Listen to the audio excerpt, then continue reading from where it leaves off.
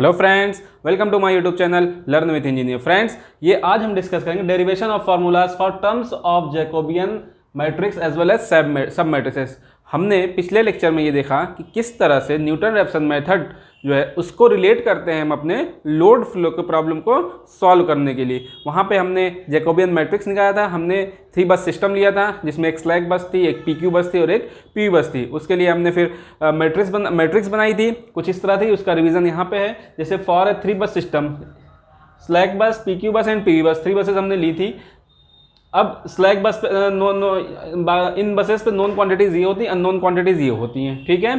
तो PQ बस पे क्या था, P2 Q2 हमें नोन होता है, स्पेसिफाइड होता है। PV बस पे P3 हमें स्पेसिफाइड होता है, ठीक। और अननोन डेल्टा 2 और ये डेल्टा 3 Q3 होता है। तो स्पेसिफाइड वैल्यूज क्या होती है हमारे पास, P2 P3 and Q2। Means इसका हमारे पास इक्वेशन, लोड फ्लो का इक्वेशन हमारे पास अवेलेबल है। P2 और P3 का इक्वेशन, P और Q का ही इक्वेशन आता है हमारे पास लोड फ्लो का, तो वो अवेलेबल है, ठीक है। उसकी वैल्यू देखिए, P2 और Q2 ये भी दिया रहेगा हमें PQ बस के लिए, और P बस में हमें P3 दिया रहेगा। तो स्पेसिफाइड वैल्यू का मतलब यही हुआ कि जो हमारे इक्वेशन है लोड फ्लो के लिए उसकी स्पेसिफाइड वैल्यू दी हुई है, ठीक है, उसकी नॉन वैल्यूज दी हुई हैं। अब अननोन वैल्यूज क्या क्या थी, delta 2 delta 3 and V2, delta 2 delta 3 and V2, ठीक। अननोन वैल्यूज थी P2 P3 and Q2 are functions of 3 unknowns, delta 2 delta 3 V2। ये भी हमने देखा हुआ था जब हम इक्वेशन लिख रहे थे P2 P3 और Q2 के लिए। 3 इक्वेशंस हमारी बन रही थी, उसमें हम ये देख रहे थे कि हर इक्वेशन पे 3 अननोन वेरिएबल्स के टर्म्स में था वो, बाकी सारे नोन थे हमारे पास, हमें मालूम थे। ये 3 वेरिएबल जो थे वो उसमें अननोन थे। 3 वेरिएबल अननोन वेरिएबल्स के लिए 3 इक्वेशंस बन रहे थे या 3 फंक्शंस बन रहे थे। तो उसको हमने अपने न्यूटन रैप्सन मेथड से रिलेट किया। फिर उसके बाद फॉर एबव सिचुएशन, इस सिचुएशन के लिए हमने न्यूटन रैप्सन मेथड से क्या किया था, ये हमारी बनी थी मैट्रिक्स। ये था हमारा डेल्टा P2, ये delta P3 and delta Q2 ये था, ठीक है। डेल्टा P2 और डेल्टा P3 और डेल्टा Q2 क्या था, डेल्टा P2 जैसे मैं यहाँ पे एग्जांपल के तौर पे लेता हूँ, डेल्टा P2 क्या था, P2 specified minus P2 calculated at x0 means initial solution पे। जो हमारा इनिशियल वैल्यूज, इनके लिए हम अज्यूम करते हैं, डेल्टा के लिए 0 करते हैं और वोल्टेज के लिए क्या करते हैं 1 पर यूनिट करते हैं, ये हमने देखा हुआ है। तो इन वैल्यूज पे पहले हम डेल्टा P2 कैलकुलेट करते हैं और P2 स्पेसिफाइड में से माइनस करते हैं, तो हमें डेल्टा P2 मिलता था, ठीक है। इसी तरीके से हमारे डिफरेंशियल इक्वेशन जो हमने टेलर सीरीज से एक्सपेंड करके इन इक्वेशंस को, इनकी जो इक्वेशंस आई थी उनको मैट्रिक्स फॉर्म में लिखा है, तो कुछ इस तरह से मैट्रिक्स आई थी, ये क्लियर है। ये हम अपने पिछले लेक्चर में देख चुके हैं, जिसका लिंक मैंने डिस्क्रिप्शन बॉक्स में दे दिया है। आप लोग वहां से पहले रिफर कर लीजिए, तो आपको और यहाँ पे बेहतर तरीके से उसकी कंटिन्यूटी यहाँ पे है। पार्ट पिछले लेक्चर का ये कंटिन्यूअस है, ठीक है, उसका एक्सटेंशन है, आगे बढ़ रहे हैं हम धीरे धीरे। फिर अब देखिए, हमने यहाँ पे सब मैट्रिसेस में से डिवाइड किया था H, N, M और L में। ये हमारा, हमने ये बताया था कि स्टैंडर्ड कन्वेंशन ये फॉलो करता है, यही स्टैंडर्ड कन्वेंशन है सब मैट्रिसेस का, इसे हम बदल नहीं सकते हैं, ठीक है। अब इसको हमने फिर शॉर्ट फॉर्म में लिखना चाहा तो कैसा हुआ, this can also be written as, देखिए P वाले जितने टर्म्स हैं डेल्टा P के फॉर्म में लिख दिए, Q वाले जितने टर्म्स हैं डेल्टा Q के फॉर्म में लिख दिए। H, N, M और L ये सारी हमने, H में क्या है, कौन कौन से टर्म्स हैं, ये delta P2 by delta 2, delta P2 by delta 3, तो N के लिए क्या है, ये सारे टर्म्स हमने यहाँ लिखे। मतलब ये हमारी पूरी मैट्रिक्स थी 3 बस सिस्टम के लिए। फिर हमने P वाले सारे टर्म्स एक मैट्रिक्स बनाए, H, फिर P का डिफरेंशियल जिसके रिस्पेक्ट में हो रहा था, डेल्टा के रिस्पेक्ट में हो रहा था, तो हमने वो बनाया, ठीक। उसके बाद फिर हमने क्या बनाया, P को डेल्टा V के रिस्पेक्ट में डिफरेंशियल होता है वो बनाया। मीन्स इस तरह से हमने ये मैट्रिक्स बनाई थी, ठीक है। अब यहाँ पे H, N, M और L आ गया। अब यहाँ से हम देखते हैं आगे अब हम क्या करेंगे। हमारा इस लेक्चर में जो हमारा ऑब्जेक्टिव है वो क्या चीज़ है, वो है terms of Jacobian as well as sub matrices. Means ये जो टर्म्स डिफरेंशियल में फॉर्म में लिखे हुए हैं, डेल्टा P2 बाई डेल्टा 2 या डेल्टा P2 बाई डेल्टा 3 या delta P2 by delta V2 या डेल्टा P3 बाई डेल्टा, इन सारे टर्म्स को हम जो अब एक इक्वेशन ड्राइव करेंगे, किस फॉर्म में ड्राइव करेंगे, जैसे हमारा P2 P3 और Q2 के लिए, P और Q के लिए जो आता है वोल्टेज एडमिटेंस, वोल्टेज का एंगल और एडमिटेंस का एंगल इन्हीं फॉर्म में आता है। उन्हीं फॉर्म में मतलब जो हमें वैल्यूज दी रहेंगी, देखिए हमें वोल्टेज दिया रह सकता है, एंगल दिया रहेगा, या वोल्टेज के लिए अगर नहीं दिया है तो इनिशियल कंडीशन हम लेंगे। यहाँ पे तो हम कोई इनिशियल P2 के लिए कोई नहीं ले सकते इनिशियल, तो इसके लिए हम डायरेक्टली हम ये यूज ना करके उन फार्मूलाज को यूज करके इन एलिमेंट्स का वैल्यू कैलकुलेट कर सकते हैं। आज हमारा ऑब्जेक्टिव वही है कि इन एलिमेंट्स के लिए क्या फार्मूला ड्राइव होता है वोल्टेज, एडमिटेंस और वोल्टेज के एंगल और एडमिटेंस के एंगल के टर्म्स में। तो ये हमारा ऑब्जेक्टिव है, ठीक है। अब यहां से हम बढ़ते हैं, this can also be written as this, ठीक। अब यहां पे हमारी मैट्रिक्स हो गई। अब हम अगर इसमें अगर हम इधर यहां पे मॉड ऑफ v से मल्टीप्लाई कर दें और यहां पे v से यहां पे मॉड ऑफ v से डिवाइड कर दें और यहां पे v से मल्टीप्लाई कर दें, तो क्या कोई इफेक्ट पड़ेगा हमारे पास इक्वेशन में? कैसे? देखिए delta p is equal to h delta delta plus n mod of e into delta v upon delta v, ये दोनों कैंसिल हो जाएंगे अपने, तो मतलब हमारा इक्वेशन पे कोई इफेक्ट नहीं पड़ रहा है। अच्छा, हमने ये क्यों किया है, ये अभी हम कैलकुलेशन जब करेंगे तो हमें ये समझ में आ जाएगा, इससे हमारी कैलकुलेशन काफ़ी आसान हो जाती है, ठीक है। ये अभी हमारा इसमें अमेंडमेंट है, मतलब हमने इसको अमेंड किया है, इस मैट्रिक्स को कुछ नहीं किया है, इधर मॉड ऑफ v से मल्टीप्लाई कर दिया है, इधर मॉड ऑफ v से डिवाइड कर दिया है, ठीक। तो अब इस मैट्रिक्स को हम लोग क्या लिख सकते हैं, delta p and delta q, this can be written as h, n को n इंटू वी हमने क्या कर दिया, n डैश कर दिया, इसी तरह m l इंटू वी को हमने क्या कर दिया, l डैश कर दिया। ये हमारी अमेंडमेंट मैट्रिक्स बन जाती है, अमेंड मैट्रिक्स बनती है, ठीक है। डेल्टा डेल्टा हो गया और ये delta v upon mod of v, ये हो गया, ठीक। ये हमारी नई मैट्रिक्स बनती है। अब हमें फ़ायदा क्या होगा, अब हम इसको कैलकुलेट करते हैं। तो सबसे पहले हम h के जो टर्म्स हैं, मैट्रिक्स h के जो टर्म्स हैं, चाहे वो डायगोनल टर्म्स हों, delta p2 by delta 2, delta p3 by delta delta 3, means hi, यहाँ पे हम लिखते हैं now we will calculate terms of H matrix, ठीक है। तो इसमें दो तरह से हैं, एक तो डायगोनल एलिमेंट्स हैं, क्या लिख सकते हैं इसे, H I I is equal to क्या है, del P I upon del delta I. ये देखिएगा, अगर हम i की जगह पे 2 रखते हैं तो del p2 by del delta 2 पहला डायगोनल टर्म, अगर p की जगह i की जगह 3 रखते हैं तो del p3 by del delta 3, ठीक है। तो ये हमारा हो गया क्या, डायगोनल एलिमेंट हो गया। इसी तरीके से नॉन डायगोनल एलिमेंट अगर हम लिखेंगे तो क्या होगा, नॉन डायगोनल एलिमेंट अगर हम लिखेंगे तो क्या आएगा, एच आई एल मान लीजिए, तो क्या होगा, del P I upon del delta L, ठीक है। ये हमारा नॉन डायगोनल टर्म मीन्स अगर हम i की जगह पे 2 और l की जगह पे 3 है तो ये वाला आएगा। अगर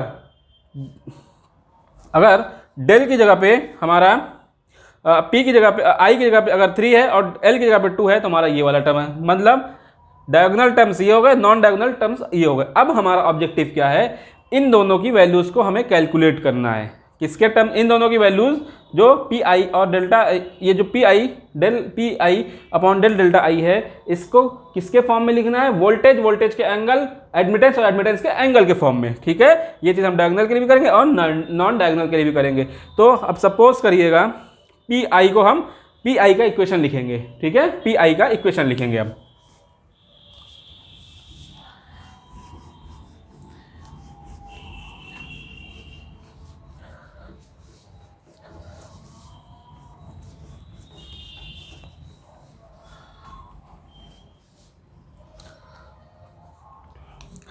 P I can be written as P I, क्या लिखा जाता है इसको, वी आई, इसका फॉर्मूला क्या होता है ith बस पे एक्टिव पावर का, we I V K Y I के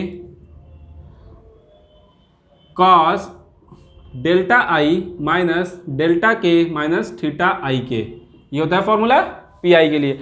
अब हमें देखिए डिफरेंशिएट किसके किसके रिस्पेक्ट में करना है, पहले डेल्टा आई के रिस्पेक्ट में करना है, फिर डेल्टा एल के, मीन्स कि जो हमारी ith के लिए पहले करना है, उसके बाद एल के लिए। फिर अब हम ये देखते हैं इसमें नाउ हमारा क्वेश्चन क्या है, देखिए हमें किसके रिस्पेक्ट में करना है, डेल्टा आई के रिस्पेक्ट में, ठीक। पहले में हम डायगोनल वाला देखते हैं। तो हमारे पास क्वेश्चन ये है कि अगर इसमें अच्छा यहाँ पे एक वो भी है, समेशन का साइन आता है, P I is equal to क्या है, summation of this K varies from 1 to n, 1 से लेकर n तक जितनी बसेज हैं, जैसे वहाँ 3 बस सिस्टम थी, तो n इज इक्वल टू यहाँ पे क्या हो जाएगा 3 हो जाएगा, ठीक है, ये है। अब हमारा क्वेश्चन ये है कि जब इसको हम एक्सपेंड करेंगे तो कितने ऐसे टर्म्स होंगे जिसमें डेल्टा आई आएगा, ये देखते हैं हम लोग। अब जैसे मैं क्या कहना चाह रहा हूँ इसको ये समझिएगा, मान लीजिए अगर हम P2 के लिए कैलकुलेट करते हैं, P2 के लिए निकालते हैं, तो क्या आएगा, ये V2 V1 Y21 cos delta 2 minus delta 1, ठीक, थीटा 21, पहला टर्म हो गया। दूसरा टर्म क्या है, V2 Y22 cos delta 2 minus delta 2 minus theta 22, ठीक है, दूसरा टर्म हो गया। तीसरा टर्म क्या होगा, V2 V3 Y23 cos delta 2 minus delta 3 minus theta 23, ठीक है। ये अगर हम एक्सपेंड करेंगे i इज इक्वल टू 2 के लिए, P2 के लिए अगर हम एक्सपेंड करेंगे तो ये आएगा। अब हमें किसके रिस्पेक्ट में करना है, अगर मान लीजिए हमें इसे करना है del P2 by del delta 2, अगर इसके रिस्पेक्ट में हमें करना है तो हमें ये देखना होगा कि डेल्टा 2 कितने टर्म्स में आ रहा है। देखिए इस टर्म में आ रहा है डेल्टा 2, यहाँ पे आ रहा है, यहाँ पे ये दोनों कैंसिल हो जाएंगे आपस में, फिर यहाँ पे बच रहा है डेल्टा 2, ठीक है। तो मतलब एक टर्म ऐसा होगा जिसमें डेल्टा 2 कैंसिल हो जाएगा और वहाँ पे डेल्टा 2 नहीं रह जाएगा, means n-1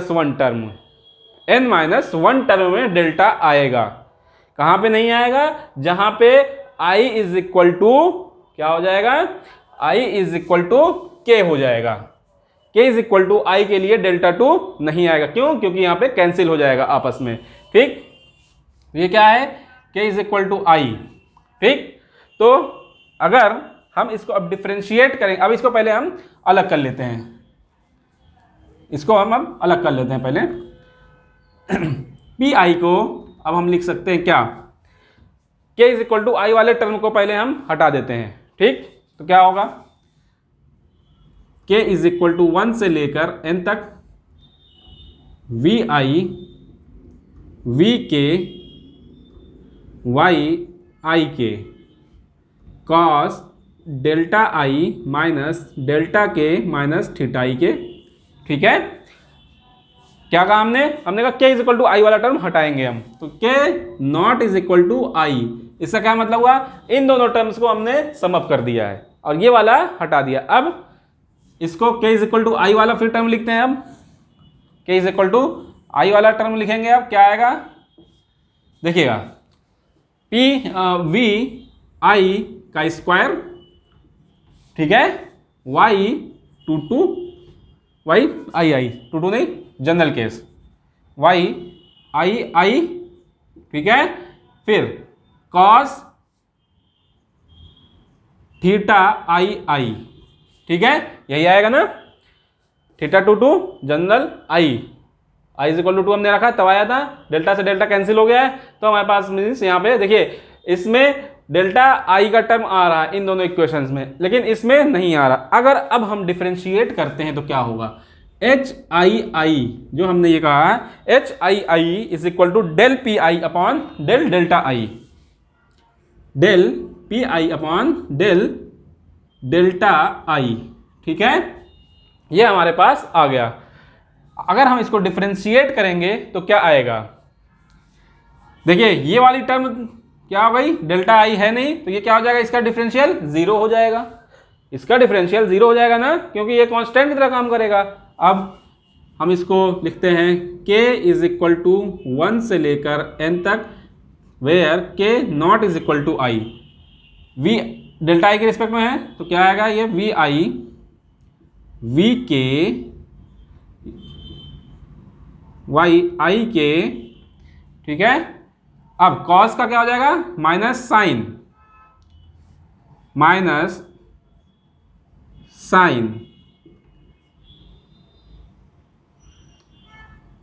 delta I minus delta K minus theta I K. ठीक है, कॉस का क्या डिफरेंशियल होगा, माइनस साइन हो जाएगा, तो ये माइनस टर्म होगा, बाहर रखेंगे हम तो यहाँ पे क्या आ जाएगा, ये माइनस साइन यहाँ पे आ जाएगा। ठीक, ये हमारा आ गया। अब ये देखते हैं, और इसका टर्म, इसका डिफरेंशियल क्या आ जाएगा, ये 0 आ जाएगा। ठीक है, तो हमें क्या मिला कि H I I is equal to this. ठीक, अब हम ये देखते हैं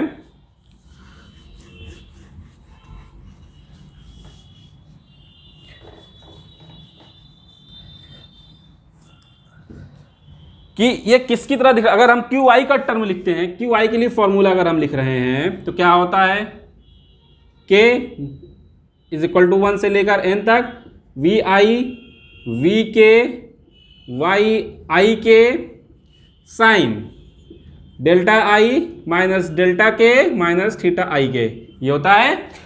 कुछ सिमिलरिटी इनमें दिख रही है, देखिए we I V K Y I के साइन सारे के सारे टर्म्स वही हैं, लेकिन फर्क एक जगह पे है। फर्क क्या है, यहाँ पे k is equal to I वाला टर्म नहीं इंक्लूड है, k is equal to I वाला टर्म नहीं इंक्लूड है, k not is equal to I वाला टर्म गायब है। ठीक, तो अब हम क्या करेंगे कि एच आई आई को हम क्यू आई के टर्म में लिखना चाह रहे हैं, एच आई को हम क्यू आई के टर्म में लिखना चाह रहे हैं। ठीक, तो इसको कैसे लिख सकते हैं हम लोग, इसको ऐसे लिख सकते हैं, ये तो 0 हो ही गया है। ठीक, अगर हम देखिए k is equal to I वाला term, k is equal to I वाला टर्म इसमें सम कर दें, सम अप कर दें, समझिएगा बात को। मैं इस टर्म इसको इस इक्वेशन को क्यू आई के फॉर्म में लिखना चाह रहा हूं, लेकिन प्रॉब्लम क्या है, प्रॉब्लम यह है कि इसमें k is equal to I वाला टर्म इंक्लूड है क्यू आई में, जबकि इसमें हमने इंक्लूड नहीं है, हमने पहले ही बाहर कर दिया था। अब हम दोबारा से k is equal to I वाला टर्म इंक्लूड करते हैं, तो ये क्या आएगा,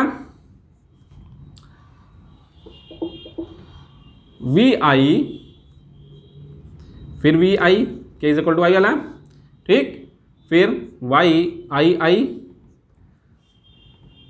साइन इसकी तरह बनाना है, हमें क्या करना है, sine delta I minus theta I I. ठीक है, तो अगर हम अब देखिएगा इस पूरे को अगर हम लेंगे यहां से लेकर यहां तक लेंगे तो हमारा ये किसके बराबर हो गया, इसके बराबर हो गया, k इज इक्वल टू, ये क्या हो गया, k is equal to I के लिए हो गया, k is equal to I के लिए हो गया। अब हमने यहाँ पे प्लस किया है तो हमें ये माइनस भी करना पड़ेगा, सेम चीज, माइनस वी आई का स्क्वायर वाई आई। ठीक, साइन देखिएगा, अब अगर हम इसको इंक्लूड कर रहे हैं इसमें, मतलब ये देखिएगा साइन, ठीक, डेल्टा आई माइनस थीटा आई। ठीक, तो डेल्टा आई से डेल्टा आई कैंसिल हो जाएगा और minus sine minus theta is equal to minus sine theta, तो ये क्या हो जाएगा, प्लस हो जाएगा, ये साइन थीटा आई होप कि मुझे आप लोगों को ये समझ में आ रहा होगा कि कैसे ये कैलकुलेट हो रहा है। ये टर्म यहाँ पे जोड़ दिया, यहाँ पे प्लस कर दिया है, यहाँ पे माइनस कर दिया, चूंकि थीटा आई में माइनस था तो माइनस साइन बाहर आया तो उसने फिर से इसे प्लस कर दिया। ठीक, ये क्लियर हो गई। अब क्या लिख सकते हैं हम इसको, एच आई को हम आई को लिख सकते हैं Q I minus of Q I plus V I का square Y I I sine of theta I I. ठीक है, ये आ जाता है। अब यहाँ पे जब हम प्रैक्टिकल सोल्यूशन इसका निकाला जाता है लोड फ्लो में, तो क्यू आई न्यूमेरिकली या प्रैक्टिकली कह लीजिए, generally Q I is very very smaller than this quantity. ठीक, तो न्यूमेरिकली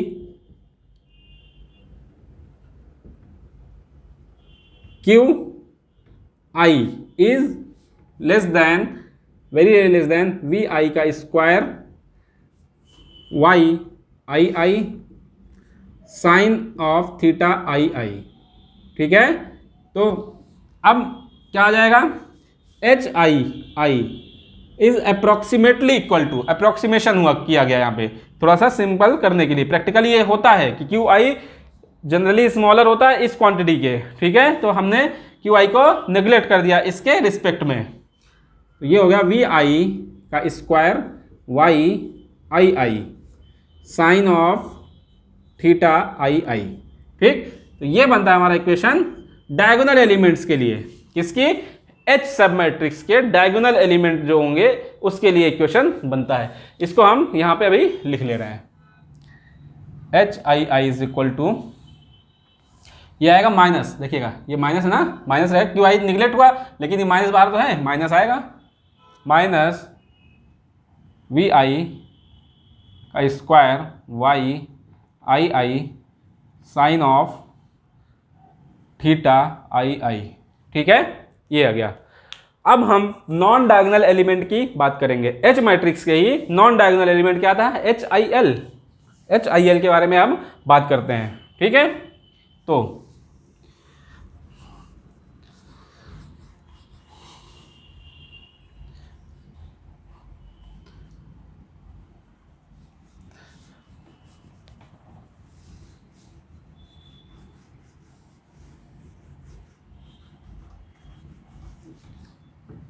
अब देखिएगा H I L is equal to del P I upon del delta L, यही था अभी हमने देखा था, del P I upon del L. अब हमें ये देखना है कि ऐसे कितने टर्म्स है पी आई में जो जिसमें डेल्टा जिसमें एल है, मीन्स अगर हम इसको पी आई को देखिएगा, सपोज करिएगा अगर L इज इक्वल टू, हम मान लेते हैं L इज इक्वल टू 3। ठीक है, L इज इक्वल टू 3 अगर हम मान लेते हैं, हम अगर निकाल रहे हैं H23 del P2 by del delta 3, इस तरह से अगर हम निकाल रहे हैं तो L is equal to 3 means L is equal to 3 delta 3 किन किन टर्म्स में है। क्वेश्चन क्या है हमारा कि डेल्टा 3 कितने टर्म्स में आएगा, ये हमारा क्वेश्चन है। क्योंकि हमें डिफरेंशिएशन करना है, पार्शियल डिफरेंशिएशन करना है, किसके रिस्पेक्ट में, डेल्टा एल के। तो हम उसके लिए ये देखेंगे मतलब कितने टर्म्स आएंगे, अगर नहीं आ रहा है तो कांस्टेंट की तरह काम करेगा, और आ रहा है तो उसका डिफरेंशियल होगा। ठीक है, अब अभी हम इसको यहाँ से ये हटा देते हैं। ठीक है, अगर हम डेल्टा 3 देखें, अगर यहाँ पे सपोज करिएगा डेल्टा 3 अगर देखते हैं हम, डेल्टा 3 अगर हम देखते हैं तो देखिए कहाँ पे आ रहा है ना, इस टर्म में आ रहा है, यहाँ पे डेल्टा 1 है, यहाँ पे डेल्टा 2 है, डेल्टा 3 केवल इस टर्म में आ रहा है, डेल्टा 3 केवल एक टर्म में आ रहा है। इसी तरह अगर हम देखेंगे डेल्टा एल कितने टर्म में आएगा, तो केवल एक ही टर्म में आएगा। ठीक है, इससे हम ये देखते हैं कि अगर हम एच आई एल को अगर हम लिखते हैं, मतलब पी आई को, पहले हम पी आई को अलग अलग करते हैं। Delta is equal to L के लिए, डेल्टा एल के लिए अलग, और डेल्टा के इज इक्वल टू एल के लिए अलग लिखते हैं, और K not is equal to L के लिए अलग समेशन लिखते हैं। मीन्स मेरा कहने का ये मतलब है कि अगर हम अब पी आई को लिखें, तो हमने ये देख लिया कि डेल्टा एल कितने टर्म में आ रहा है, केवल एक टर्म में आ रहा है। के वहाँ कहाँ पे आ रहा है, जहाँ पे के, यहाँ पे क्या है, के इज इक्वल टू 3, मीन्स अगर हम जनरलाइज करें तो के इज इक्वल टू एल के लिए केवल एक टर्म में आ रहा है। ठीक है, तो इसको हम लिख सकते हैं यहाँ से P I is equal to V I V K, ठीक है, Y I K cos of delta I minus delta K minus theta I K. अभी हमने क्या कहा, ये जनरली कहाँ से कहाँ तक वेरी करता है, के इज इक्वल टू 1 से लेकर n तक। हम क्या कह रहे हैं कि डेल्टा एल केवल एक टर्म में आ रहा है, तो के इसे हम कर देते हैं K not is equal to L. ठीक, तो इसमें क्या होगा, अब डेल्टा एल नहीं आएगा। अब हमने यहाँ पे K not is equal to L कर दिया, तो यहाँ पे हम लिख देते हैं इसको, क्या लिख देते हैं, वी आई, और ये हो गया V L, Y I L cos of delta I minus delta L minus theta I L.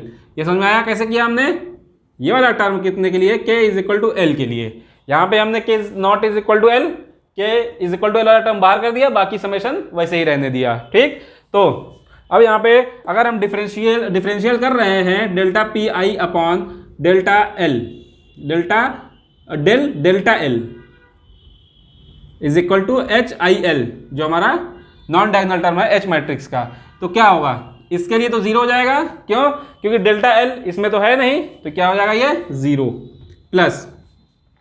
अब डेल्टा एल के रिस्पेक्ट में इसको हम डिफरेंशिएट करते हैं, तो ये सारे कांस्टेंट है, पहले तो V I V L Y I L, ठीक, कॉस का माइनस साइन माइनस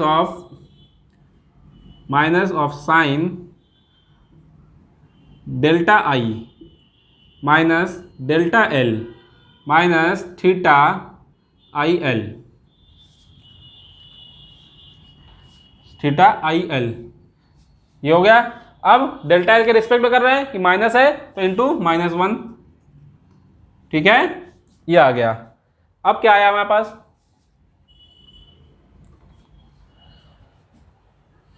वी आई, ये हो गया, ठीक है। अब हमारे पास जो इक्वेशन आ रहा है वो आ रहा है sine of delta I minus delta L minus theta I L, ठीक है। अच्छा, ये वी आई तो रह गया, is equal to V I V L और ये वाई आई एल, ठीक है, ये टर्म्स ऊपर वाले हैं। ठीक, अब ये देखिए कि कुछ इसमें दिख रहा है, अगर L is equal to I रख देते हैं तो क्या आता है, for L is equal to I, अगर for L is equal to I रख देते हैं तो क्या आता है हमारा, वी आई का स्क्वायर हो जाएगा,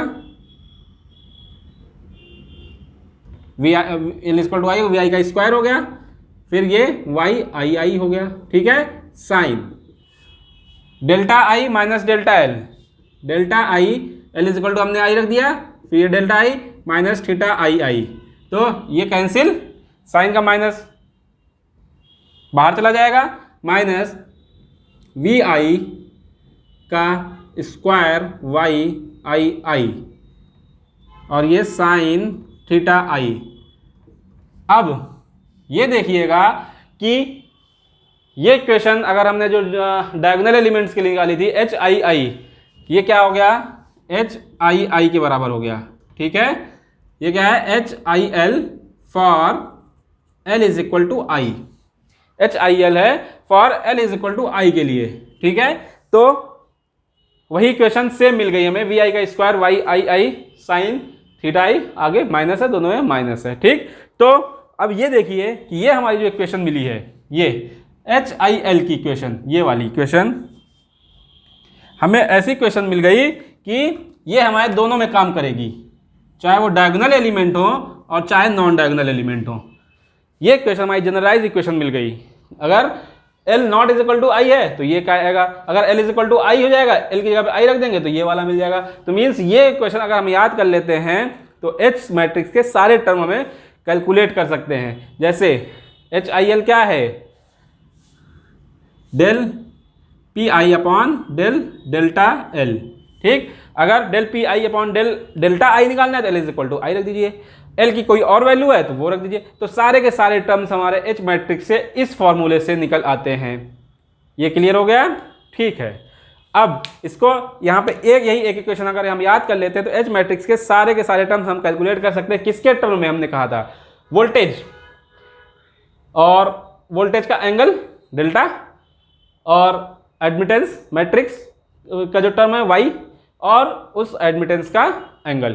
ठीक, हमने यही कहा था शुरुआत में लेक्चर में कि इन सारे टर्म्स को जो हमारे डिफरेंशियल के फॉर्म में टर्म्स हैं उनको हम लिखेंगे वोल्टेज, वोल्टेज के एंगल, एडमिटेंस और एडमिटेंस के एंगल के फॉर्म में, जो कि ये आ गया HIL। अच्छा, अब हमने वहां पे डेल्टा एन मैट्रिक्स एन सब मैट्रिक्स में और एल सब मैट्रिक्स में डेल्टा वी से मल्टीप्लाई किया था, मॉड ऑफ वी से मल्टीप्लाई किया था। उसका जो हमें मिलता है बेनिफिट मिलता है वो ये मिलता है कि अगर जब हम उसको कैलकुलेट करते हैं, ये आप समझिएगा कि मैं बाकी से तो मिटा दे रहा हूँ।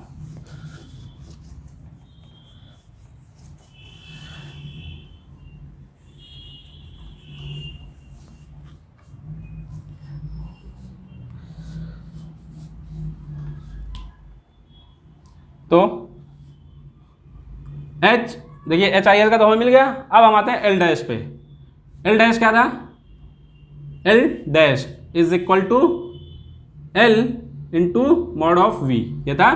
तो अगर हम L डैश II इसी की तरह नॉन डायगोनल टर्म लिखेंगे, नॉन डायगोनल टर्म लिखेंगे तो क्या आएगा? LII into V। LII क्या था? Del QI upon del V2, यही आया था, इंटू V2 से हमने मल्टीप्लाई कर दिया मान लीजिए, या हम यहाँ पे इसे लिख देते हैं I और ये भी I जनरलाइज फॉर्म में। ठीक है, ठीक। L डैश I का अगर नॉन डायगोनल टर्म इसी तरह लिखते हैं L डैश IL, ठीक, L डैश IL लिखते हैं, स्मॉल l है ये, तो हमें क्या मिलता है? Del QI upon del VL और ये भी V। ठीक, तो अब हमें जो इक्वेशन मिलता है, अगर हम इसको सॉल्व करेंगे, इसको अगर हम सॉल्व करते हैं तो हमें क्या मिलता है? अगर हम सॉल्व करते हैं तो हमें मिलता है यही वाला इक्वेशन HI के। अगर हम इसको L इज इक्वल टू के लिख देते हैं, हमें जैसे याद रहता है I और K के टर्म्स में हम जनरली याद फॉर्मूला में याद रहता है, तो हम L की जगह पे K लिख देते हैं। चलिए, HIK VI VK YIK sine of delta I minus delta K minus theta IK। ठीक है, तो इसी तरीके से अगर L डैश IK लिखा जाता है तो ये टर्म बराबर हो जाता है HIK के। यहाँ पे हमें मिलता है इसका बेनिफिट। जब हम इसको कैलकुलेट करेंगे या जिस तरह से हमने अभी पूरा किया QPI को लेते हुए पूरा प्रोसीजर फॉलो करते हुए हम यहाँ तक पहुँचे हैं, उसी तरह का QI को लेकर इसके रेफरेंस में अगर हम ड्राइव करेंगे तो हमें यही फॉर्मूला मिल जाता है। ठीक है, तो हमें और एक ही इस फॉर्मूले से ही हमारे ये वाले टर्म्स भी आ जाते हैं। H और L मैट्रिक्स के टर्म्स बराबर हो जाते हैं, H और L डैश मैट्रिक्स के। ये क्या आ जाएगा? VI VK YIK और ये sine of delta I minus delta K minus theta IK। ठीक है, हमें मिल जाता है ये टर्म। देखिए कितनी आसानी हो गई हमें कि एक फॉर्मूला अगर हम याद कर लेते हैं तो H आई के मतलब एच मैट्रिक्स का जितने टर्म्स हैं उसको पूरी कैलकुलेट कर सकते हैं, और एल डैश मैट्रिक्स के जितने टर्म्स हैं पूरे पूरे कैलकुलेट कर सकते हैं। अब एल डैश से हमें एल निकालना होगा तो हमने यहाँ पे मल्टीप्लाई किया था, वहाँ पे डिवाइड कर देंगे, कोई बात नहीं है। अब इसी तरीके से इन द सेम वे जब हम कैलकुलेशन करते हैं इसी तरीके से एन डैश और एम के लिए रिलेशन बनता है। तो वहाँ पे क्या आता है, एम आई के क्या आता है, वी आई माइनस आता है यहाँ पे minus V I V K Y I K cos of delta I minus delta K minus theta I के। जनरली यही वाला फॉर्मूला इस्तेमाल होता है, एच और एल डैश की ही हमें ज़रूरत पड़ती है क्वेश्चंस में, जनरली यही है। ये जनरली नहीं आता, फिर भी कहीं कभी आ जाता है तो ऐसा होगा। तो ये हमारा बराबर होता है एन डैश आई के बराबर, एन डैश आई के इज इक्वल टू एम आई के। यहाँ पे लिखते हैं एन डैश आई के इज इक्वल टू एम आई के। ये दो फॉर्मूला अगर हम याद कर लेते हैं तो हमें एच मैट्रिक्स चारों के चारों जो सब मैट्रिक्सेस हैं उनका हमें जो कैलकुलेशन करना होगा वो हमारा आ जाएगा। ठीक है फ्रेंड्स, तो हमें क्या मिला, हमें ये मिला कि हमें उन सारे टर्म्स को बार बार P1 P2 P3 ये करने की ज़रूरत नहीं है। हमें केवल वोल्टेज वगैरह इनिशियल कंडीशन फर्स्ट आइट्रेशन में हम यहाँ इनिशियल कंडीशन रख देंगे, जिनकी वैल्यूज़ नहीं दी होंगी उनके लिए हम इनिशियल कंडीशन रख देंगे, अगर जिनकी वैल्यूज़ दी हैं उनको अच्छी बात है उसको हम वहाँ रख देंगे। ठीक है, तो ये था हमारा कि हमने सारे के सारे जितने टर्म्स थे उसको कैलकुलेट कर ली। अब हम अगले लेक्चर में जो हमारा लास्ट होगा लगभग, तो न्यूटन रेफसन का लास्ट पार्ट होगा, उसमें हम ये देखेंगे। पर अभी ये देखिए कि ये इक्वेशन हमें हर टर्म के लिए, प्रत्येक टर्म के लिए इसे कैलकुलेट करना पड़ेगा। मतलब यहाँ पे क्या है, कैलकुलेशन बहुत ही लेंदी हो जाएगी। मान लीजिए 1000 बाई 1000 की मैट्रिक्स है तो उसमें हमें इतने सारे के सारे कैलकुलेट करने पड़ेंगे। बाय द वे ये होता मशीन प्रोग्रामिंग से है, बट वहाँ भी स्टोरेज वगैरह की प्रॉब्लम होती है, वहाँ भी स्टोरेज कम होना चाहिए, हमारी आइडियल कंडीशन वहाँ भी ये होती है।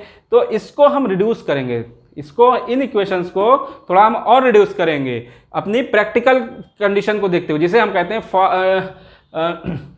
डिकपल्ड लोड फ्लो, ये टर्म आता है वहाँ पे, या फास्ट डिकपल्ड लोड फ्लो ये टर्म आता है FDLF। इन दोनों का कॉन्सेप्ट हम अपने अगले लेक्चर में देखेंगे। तो फ्रेंड्स, आई होप कि आप लोगों को मैंने यहाँ पे जो समझाया है वो समझ में आया होगा। फिर भी कहीं पे कोई क्वेरी है तो मुझे कमेंट बॉक्स में कमेंट करिएगा, मैं आपको उसका आंसर करूँगा। Thank you very much.